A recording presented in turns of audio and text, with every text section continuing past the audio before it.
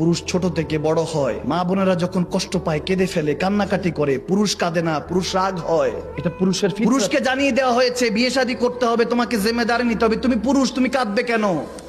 পুরুষ কাঁদতে চায়, কাঁদতে পারে না।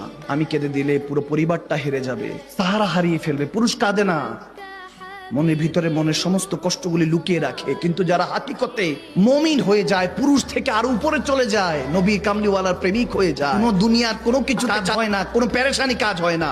দুনিয়ার সমস্ত ইমতিহান আসলো, বলে আল্লাহ আলহামদুলিল্লাহ, জানি তুমি ইমতিহান গুলি দিচ্ছ, ইমতিহান না দিলে তো তোমাকে ডাকতেও পারতাম না। সুবহানাল্লাহ, তুমি আমাকে পেরেশানি দিচ্ছ। নবী তো বলেই দিয়েছেন যে সবচেয়ে বেশি পেরেশানিতে নবী রাসূলরা থাকে, এরপরে মুমিন মুসলমানরা থাকে। সুবহানাল্লাহ।